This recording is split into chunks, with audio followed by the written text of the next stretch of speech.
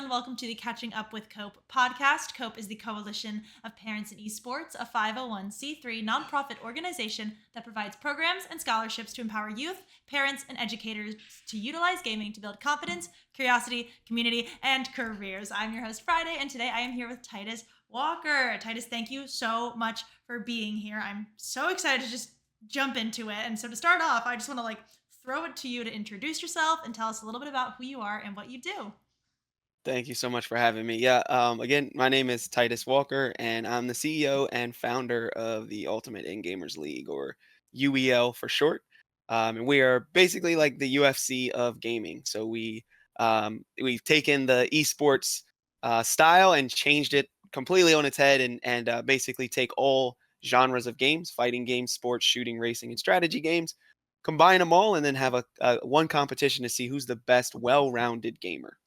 Awesome. Oh, well-rounded gamer. I love that. Okay, so I want to get just a little bit into your background. Like, how did you get into esports? Like, I assume it was through gaming, but I Yeah. just wanna ask a little bit about that. So yeah, it was through real estate, Oh, but also kind of gaming. So okay. yeah, it is a different kind of story. So I've been a gamer since I was 4 years old. My dad introduced me first with Mortal Kombat on Mm, Sega, and I loved the game. But what I really liked about it was the fact that it didn't, like, my age didn't matter. It was like the only mm, thing where I could beat him. Even mm-hmm. though everything else in life he was just better at, but this was something that I could compete and sometimes win it. Yeah. And so that was really what I loved about it. It was like an equalizer. And I grew up playing video games, but got into sales, well, service, then sales, and then switched over to real estate and Mm, did real estate development. And so basically, what I would do is take it would be a plot of land initially of however many acres, turn it into a community, and I did everything from a 10 home community to a 2,000 home super community. And so did that for about 8 years. And while I was playing a video game, actually, my wife said to me, you should turn this into a business. And I had never really thought about it as a business until then. And so that kind of mm. just triggered something in my head, to like think about it as a business. And so I did a whole lot of hypotheticals, and I'm a big like research person. So I'm like, okay, Yeah.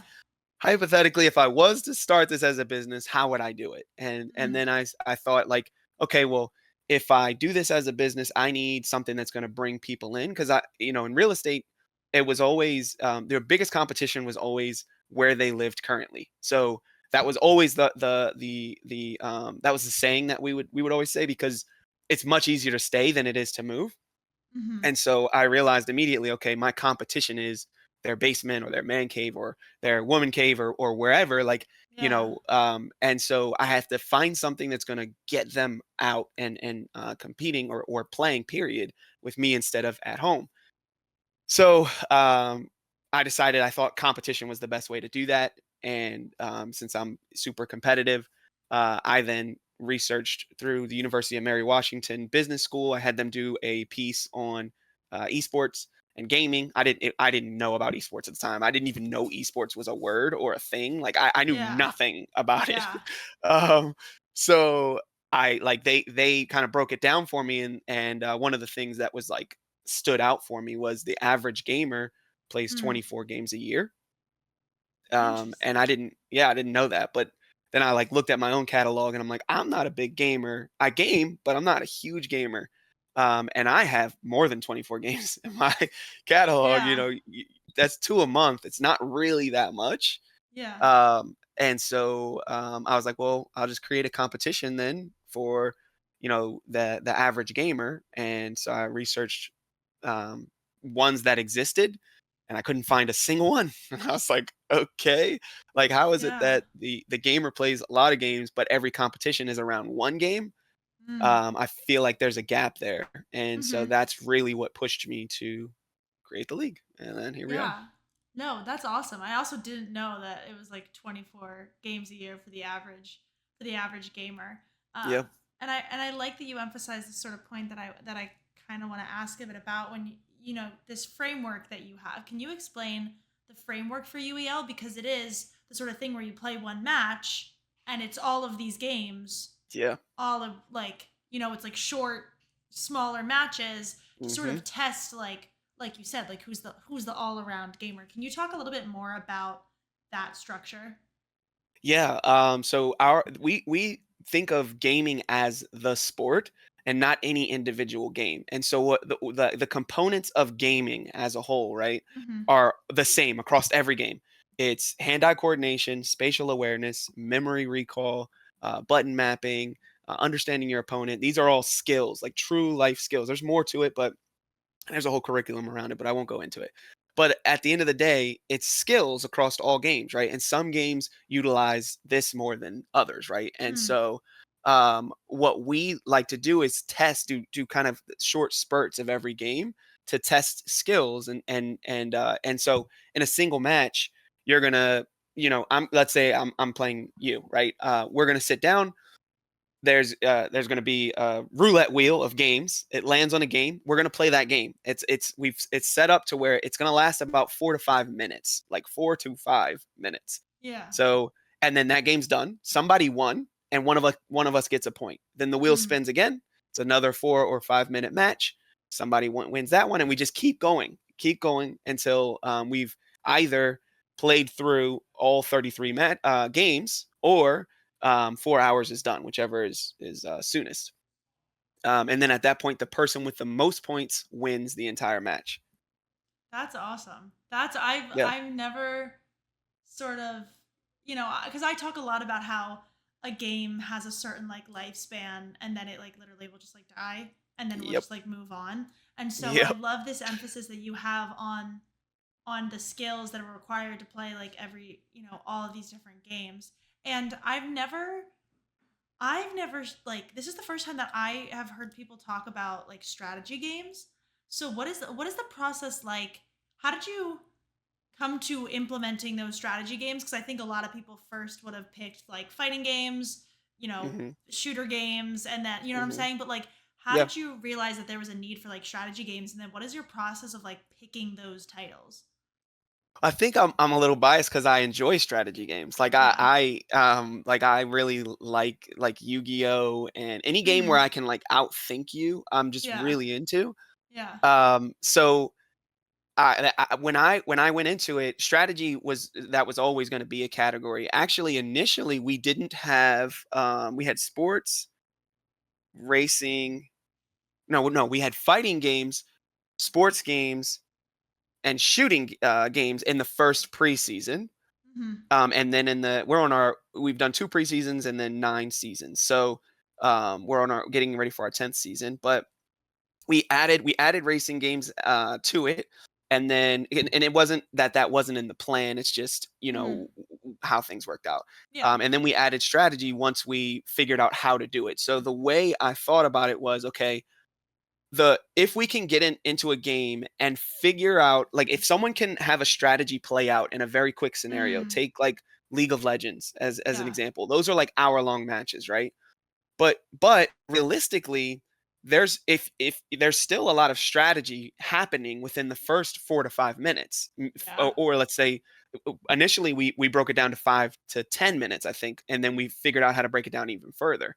And so, what happens is, in the match, things play out a lot faster, so it's Hmm. more fast paced, because instead of it being 20 minutes realistically of Yeah. like farming and leveling yourself up, and there's no real attacking happening, Hmm. you are attacking right away, right? Like, Yeah. you're building up that strategy right away, and you may have like two farming and three going out and attacking, or Hmm.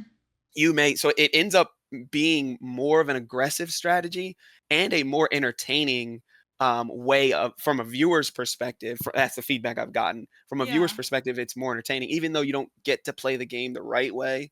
um, yeah, that's how we've been able to implement it. And I mean, the selection process is what games take a lot of thinking Yeah. and are fun, and if we Hmm. find games like that, then we're in. We'll Yeah, play them. absolutely. And I really love what you said about this like entertainment aspect. Like it might not be how you typically play the game, but there is Hmm. still an entertaining component. I think like those moments where you see people's strategies and stuff play out is always like the most entertaining because people will look at Yeah. that and be like, oh, like what were like, how did they even think of that? Like I wouldn't have Yep. thought of that. Like what would have happened if something else played out? And so I think it creates those conversations, and I think it's equally as fun to watch, even if it isn't the typical, typically what you E- see. Um, exactly. and then, I sort of want to kind of bouncing off of this. I want to ask a little bit about, I think, the players and this idea of like, creating stories between the players or like the players being the brands themselves. Like, can you talk about the importance of, you know, the players when they're participating in, because I just don't think, Yeah. No, no. I, So for us, we yeah. we go by player first. Yeah. So the player comes before everything, and that's because, as you said, every game is going to die, right? Hmm. Every game lives and dies. I don't care what the game is. Yeah. Eventually, people will get bored of it. Hmm. And you may have a good, 20 or 30,000 people playing it or whatever. And that could last forever, right? Those Yeah. same people until they die could be playing the game. And that's great. But if you're not growing, you're dying. That's just the way business works, right? And Hmm. so the way we look at it, from what's really going to bring people in to the league is the players, period. Like at the end Yeah. of the day, what made the NBA into the NBA, because it existed for 30, 40 years before it Yeah. became what it is today, Hmm. right? Absolutely.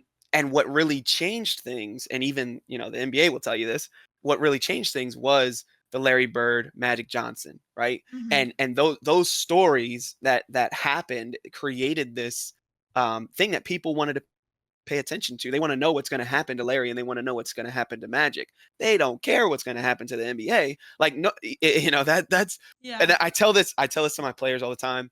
I tell the team owners all the time. Like, you Hmm. guys have to understand that UEL is an idea. That's all it will Mm. ever be. It's a concept. It's not a it is not something that people will stand behind or follow or fall in love with. It's a concept, and people don't fall in love with concepts, right? They Yeah. may enjoy playing them, like people Hmm. enjoy playing basketball, but nobody's in love with the NBA. They're in love with Yeah. teams in the NBA and players in the NBA. Hmm. And that's how we look at it. Yeah. No, I think that's great because I think a lot of what the industry is these days is not that. Yeah. And I think that there absolutely needs to be more emphasis on the players because that, like you said, that's the longevity of this. Like they Yeah. are the It's a the. really frustrating thing to watch because so much emphasis is put on the games, Hmm. and it's like the players are disposable because the games are trying to make a profit, and they're the ones running the tournaments, and so they're doing whatever they can to make just as much money as they can and make their game as popular as it can get, and then the players always get shafted, and then what ends up happening too is, the players are so disposable because they're willing to change the game completely in Hmm. order to get new people into the game. So now the people that have been professionals for 6 months or a year are gone. They're out the door. Yeah. And the only thing that can keep them alive is either content creation or popularity, right? Yeah. Those two things are the things that make it to where you can have a sustainable career, but it's not as a professional esports player. It's just, you create content and you have a big following, and that type of stuff, and that's really frustrating for me to watch because there's so much talent out there Hmm. that I want to see. I think the world deserves to see that talent be able to play out over years to come, not until they're 22 and then they're retiring. Like, that's insane. Yeah, absolutely. I feel like I've also seen like a lot of like professionals like when they stream like their content, like it's not even because they like want to do it necessarily, it's because they know that they like literally have to, like Yep.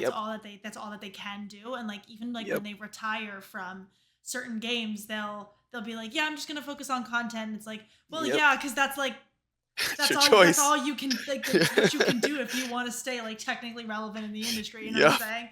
saying? So I Yeah. totally hear you that there. And correct me if I'm wrong, but there's like you guys have per match earnings, right?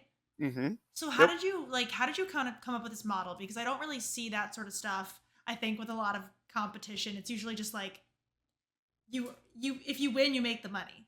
But there's Right. this idea of like sustainability and longevity that I'm curious as to how you sort of kind of got to where you are with this per match earnings model?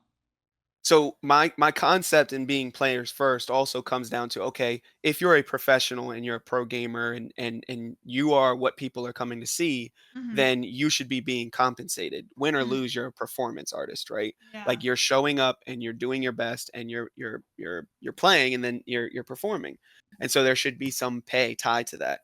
And so the structure that we've mapped out and built out, um, is essentially the developer. So we build out this community, and let's say we have. I'm going to go easy numbers here. We're going to say we have 1,000. Let's say 1,000 gamers that are looking to be professionals in our league, right? Mm-hmm. Um, then what we do is we go to the developers and we say, "Hey, we're getting ready to select which games we want to be a part of this league. There's 1,000 people that are wanting to participate. This is our cost per person in our league, right? If you want your game in, this is the cost. Then Mm. that money would get distributed to the players directly. So it's like, okay, the developers buy in, then we distribute that money to the players. And now it's a sustainable model. Developers are paying for marketing and participation and all that stuff, and then we're becoming like the engine that allows these developers to be able to grow, because otherwise they have no players and no follow. I mean, how many games just this year, right, came out? Over 100,000 games this year, right, Yeah. already this year, Yeah. right? And how many do you know, right? How many do I know? Yeah. And it's literally my job to know, and I Yeah. can name maybe 50 or 100, like, Yeah. and that's way more than anybody else. So it's like these games are having such a hard time breaking into the industry, and there's so many great indie games that have no real like Yes. platform and Mm-hmm. no. So it's like, if we can fix that, then we can also fix the player situation and how the players are paid and the longevity of the players. And so that was my thought process. Okay, I want to create something that's sustainable for everybody, for the developers involved, for the players involved. And so how can we make a kind of direct to model where developers are almost directly paying the Yeah. players? That money becomes the prize pool, and then the prize pool becomes a salary cap, and then the Mm-hmm. salary cap gets distributed to the players. And so that Yeah. was the concept. No, that's awesome. That like in my head I'm just like, "Oh, sustainable." Like it really does. It just does feel that way when you I've done like way too many like reports and stuff in college so far about esports organizations and like Mhm. tournaments and how that money gets distributed and stuff like that. And every time I look at it, I'm like, wow, yeah, no wonder you're running out of money. Like like Yeah. no wonder. Um and Dana White talks about it I mimicked Dana White in the UFC like fully. Like I basically studied the NBA, NFL, and UFC.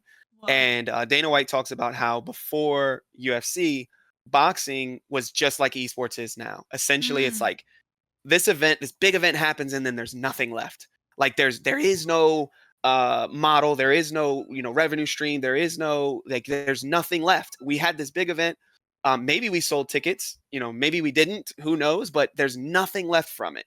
yeah. And that's the way boxing was set up until he came in, created this infrastructure, and then the UFC.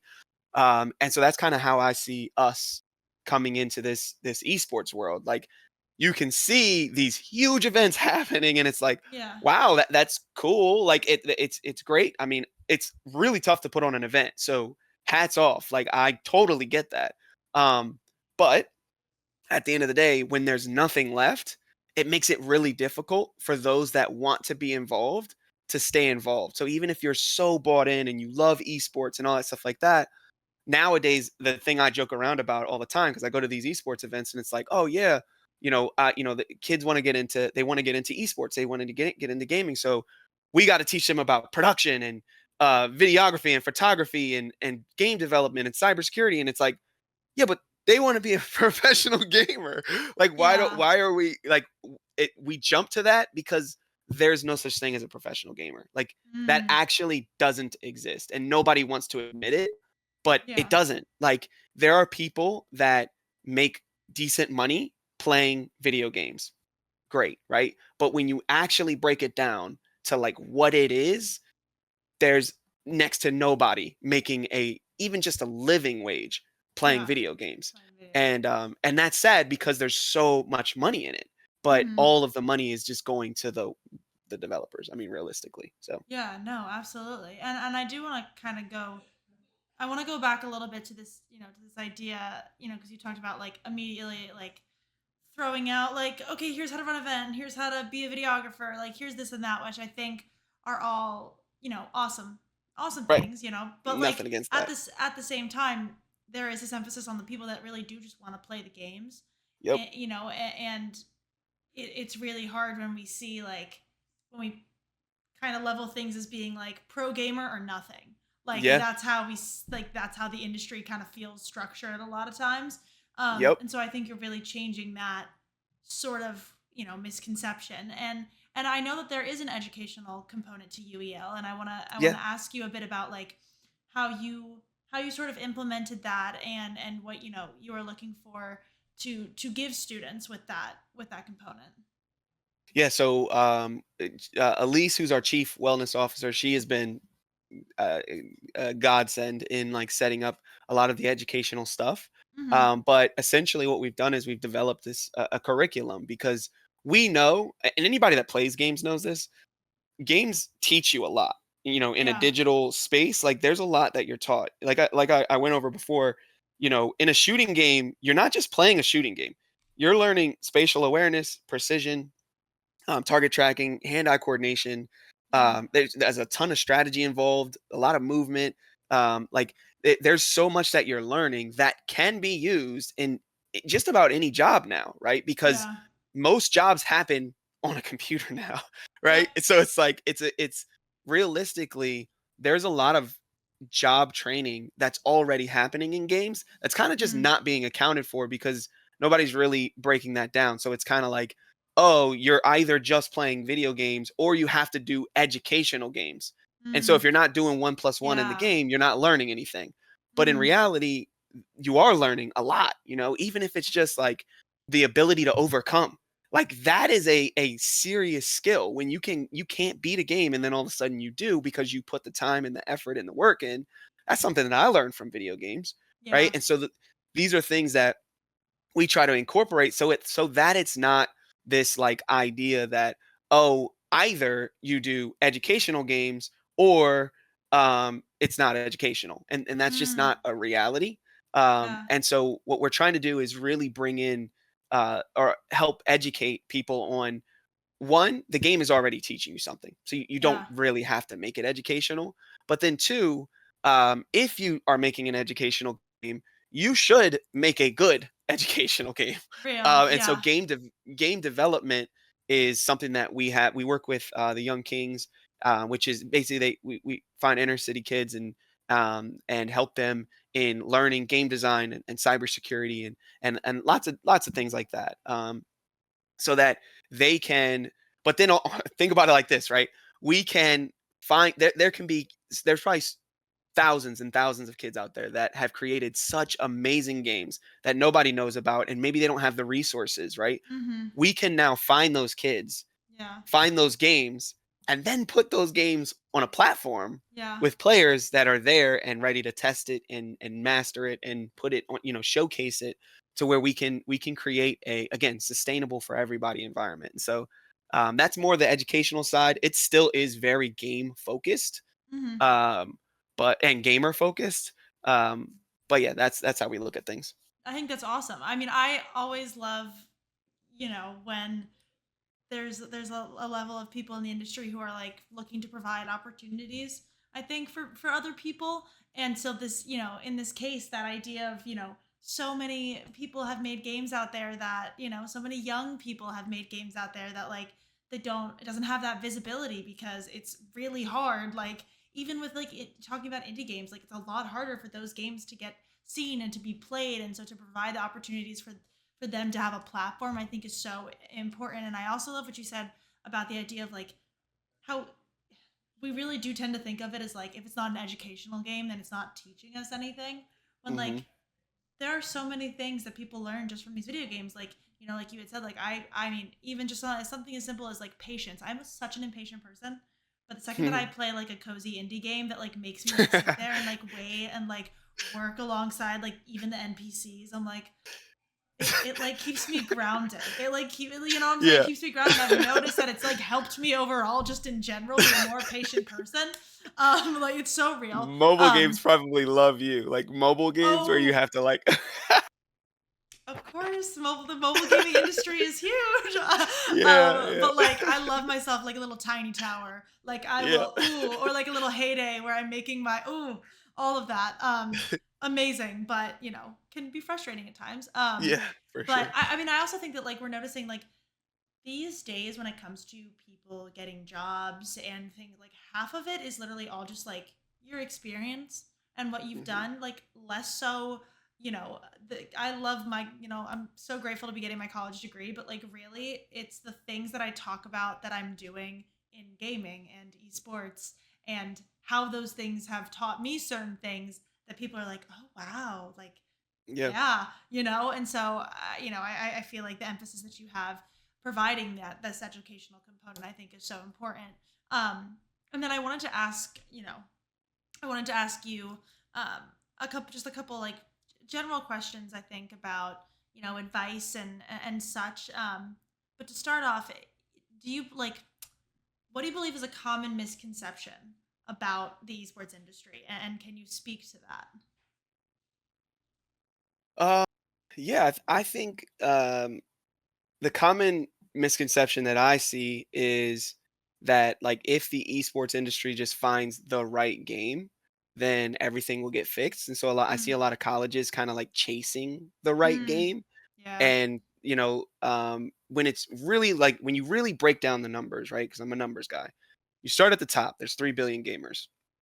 Then you come down to like the genre of games. Let's say competitive games. We know that's 48, I think 38% of the industry or something like that, right? So let's Yeah. just say, let's put that to a billion now, right? And Mm, so, and I know it's like 1.4, but for easy numbers, a billion, right? Then you break that down to, okay, competitive shooting games. Okay.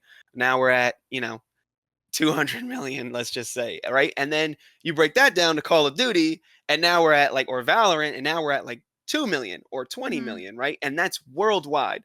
So then the college is like, okay, we got to pick a game. So let's do a Valorant team, right? Well, you are much more likely because again, we started at 3 billion. We're now down to 3 million, maybe. Let's just say, so 3 million, you have 0.001% chance that you have any players in your league or in your college that actually play Valorant. Like you are much more likely to not have any Valorant players than you Yeah. are to have To a have a Valorant Valorant player. player. And so a lot of them are going into this with that misconception. And I feel like it's kind of screwing up the industry a little bit because Mm-hmm. they're like, we have 50,000 students and 98% of them are gamers.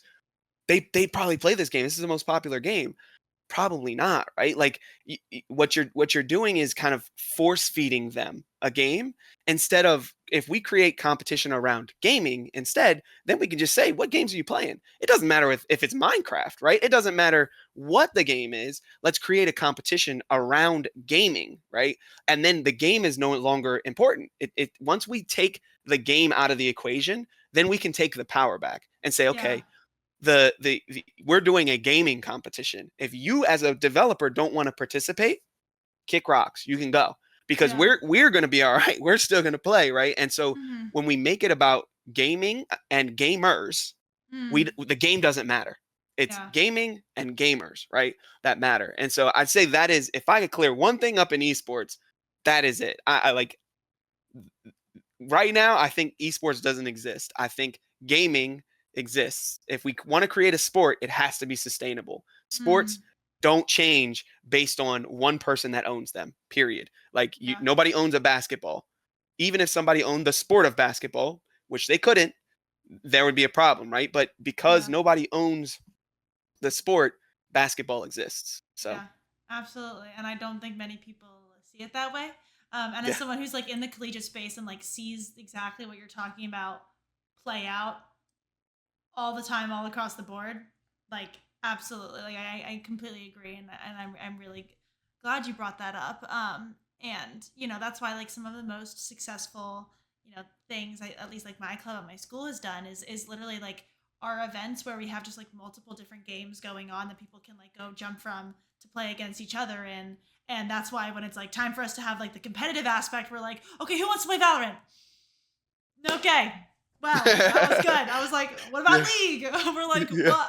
Overwatch, you know what I'm saying? And so it's Right, like, right. I completely hear what you're talking about. And I kind of experienced it without knowing that that's sort of what's going on. So I'm really glad you talked about that. And I want to sort of ask you also as well, like if you could share a piece of you know advice or mentorship that has had a lasting impact on you and your career. Mm, let's see. Um, Man, I've gotten so I don't know. That's such a good question. I don't think I've ever gotten that question. I've gotten a lot of great advice, a lot of Mm, great like feedback. I've worked with such amazing individuals yeah. that I honestly would have never thought that I'd ever get a chance to work with. But I work really closely with Rock Nation, and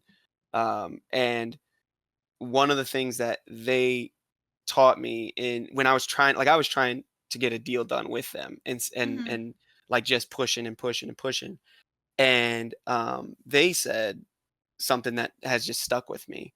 And what it was they said never tie your carriage to a horse, because if the horse messes up, you go along with it. Like, and Mm, what they were saying was, you think you want a deal with Rock Nation, or you think you want a deal with Jay, or you think you want, but at the end of the day, like, you want to build a business on your own. You want to create something real. And he said, hmm. this is what he said straight up.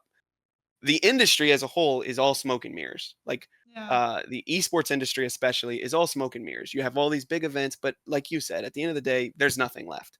And so tying yourself to an individual doesn't change the fact that there's still nothing left. And it doesn't change the fact that this is not a good business model. So instead, focus on building a business model that works. And once you Hmm. have that, then everybody will tie themselves to you. You don't have Yeah. to be the one doing the tying, right? Yeah. Absolutely. And then at that point, your brand doesn't live and die by someone else. So I'd Hmm. say that was because before that, there was a lot of people that I would have, and all of those people are no longer involved in esports. And Mm. so they all came in, got their money, and left. So I think that was probably something that was super impactful. Yeah, no, that's great. I love that, and you know, also to speak to your end point about people coming in, grabbing the money, and then leaving. I we see a lot of Yeah. that in we see a lot of that in the industry. Yeah. I really do feel like I just came in at this time because I really got into everything during like COVID.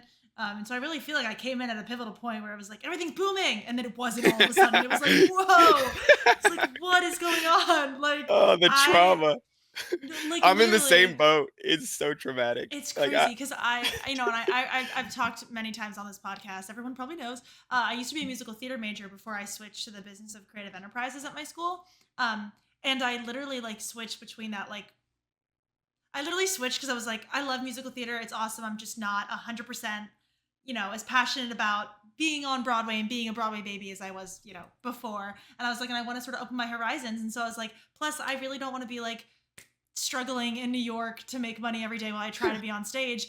And so I decided to pick like an industry I wanted to go into that's also having issues. Like, well, great. yeah, yeah, Like that was not what I expected, but you know what? It's okay. You know, yeah. we make it a No, we I make think it your work. timing's perfect though. Like at the Okay. end of the day, like as bad as things are, like I got to watch it too. Like I got in, like the idea came around like September 2019. Mhm. We started in the business was officially started in I think it was like early January, but then we had to there was a whole thing. This don't worry about it. But then it was like February. So let's just say we started officially in January, right? Yeah. Of 2020. So like we had no idea. Like it was like the COVID wasn't a thing just yet. Mhm. It was like they had just started talking about it. But we're starting an arcade, like literally a place for everybody to congregate and have a good time. That was like the original idea, was an arcade. Yeah. And so um so we're getting into this, and then I'm seeing, like, I see, Shaq just bought a League of Legends team for $180 million, and and I'm like, man, like there's so much money being thrown around. Like I wonder what their business model is. Like what is it that they're doing that's kind of garnering all of this? And as I looked into it, it was just like, oh my god, they're gonna lose so much So money. much Like money. there's nothing behind this at all. Like, Yup. and I saw it then. You can watch any old podcast of mine, like any old, like I've been saying this since Yeah. 2020, no lie. Like they're Yeah. gonna lose so much money. And as I started to see these companies getting shut down, it was kind of just like, man, like I'm so grateful for getting in at the time that I did, because as Mhm. traumatic as it was, like it did teach, like Mm. it taught me so much to see those things happening without having to Yeah. experience them myself. Because I honestly, I'm not too good to where I couldn't have come into this industry thinking the same thing they were, taken hundreds of millions of dollars, and then just lost it all. And now I have that on my like conscience, on my record, on my, and so Yeah. I totally get that, like, that stuff happens. It's not necessarily their fault. Mhm. They had this belief based on what they were sold. And so, Yeah. um, so I'm just super grateful. And I think, in a way you should be too. Like, we're Yeah. here at the right place, right time. Mhm. And I really think that from this point going forward, I think that the newcomers that are gonna bring this up will really understand it and understand Yeah. how to navigate it. Yeah, absolutely. And I really think like at least like in with where I was and what I knew, I think at the very beginning I was like, when these huge deals are coming out and there's a lot of money thrown in, I was very much just at the age and experience level where I was just like, oh, this is so cool. This is, you know what I'm saying? And like over time I sort of have kind of like I've had a different perspective because I've been able to sort of see things now that I'm, in school for a different Yeah. reason and I'm learning Yeah, more yeah. business stuff. You know what I'm saying? Like I'm able to actually Yeah, like it's the blind see it spots. see it a Yeah. little bit differently and it's, I can feel any way I want about it, but at the end of the day, I think you're, completely correct that it's like we saw that play out. We're seeing Yeah. that play out. You know what I'm saying? Yep. And we sort of know maybe how to shift from that and how to, Yep. change things around. And I also, that makes me want to ask a little about what sorts of things are on the horizon for UEL, if you can speak to Sure. anything. Yeah, yeah. So a couple really exciting things. Like, we're getting ready to go public through Start Engine. And Yes. yeah, so that's huge for us. It's it's Kevin O'Leary's company, but also the CEO is the founder of Activision. And Awesome. he's really cool, like really cool guy. And so they're like, they of course, being the founder of Activision, he completely understands the Yeah. developer's dilemma. And in a way, we're fixing the developer's dilemma. Mhm. While at the same time kind of disrupting it. And so it's Yeah. really cool, like win-win scenario. But so that's super exciting. But like I what else is on the horizon? We're looking well, we're creating our it's like our G League essentially, or like our little league, Mhm. that'll be strictly online. And so we're building out the infrastructure for that so that anybody can play in the UEL and win cash Yeah. while playing. And so we're developing that out now. And then like I actually I look at gaming as like it's the same as music. And actually, this Mhm. is probably the second piece of advice that V High at Rock Cool. Nation gave me. He's like, the music industry was the exact same, and he is like, essentially, the way it is, the developer is like the artist, right? And Mhm. so they put out a piece of work just like an album, right? And this piece of work is a game. And so, you play it, you get bored of it, you get rid of it, right? And then the publisher is like the label, right? So they're Yeah. like trying to make money off of it. They're bringing it in and they're doing the Mhm. distribution. And he's like, but what doesn't exist right now is a radio, and we are the radio, Mm. right? So we are the thing that can help, because even Steam is just a marketplace. It's Yeah. not it's not like a Spotify where it's just going to put stuff in front of you. It's not a TikTok. Yeah. It's not a right. Um, and so us being able to put that stuff in front of people and find these cool games and competitive games and stuff like that. Um, so, anyways, what's next is more of kind of developing out that radio style. And then we know what comes next after that, because of streaming was what changed the development. And so that's the next that we're doing, kind of both at the same time, and developing a streaming platform where you can kind of do UEL within the stream, within Yeah. a single game. You can play all these games, right? And so Mhm. so yeah, so that's kind of what's Absolutely. next. No, these are all like such exciting things. And I want to thank you so much for being here today. It was so lovely getting to chat with you. I love this podcast because if I wasn't hosting it, I would be listening it. So I get to be the like consumer at the same time as I get to talk to you and ask these questions. But if people are looking to find you on social media, whether it's you or UEL, where can people find you on the socials? Sure. Yeah, I'm on LinkedIn at it's just Titus. You look up Titus Walker. I'm pretty much the only one. And then you can look us up at uelesports.com. On all socials, we're just UEL Esports. And so yeah, very very easy to find. Yes, absolutely. Well, all of those social medias will be linked below alongside all of the Cope social media. So make sure you are subscribed to us here on YouTube at CopeGG as well as on Twitter because we have so many announcements coming. And I want to thank you again so much, Titus, for being here. I will see all of y'all in the next episode. Bye. So much for having me. Peace.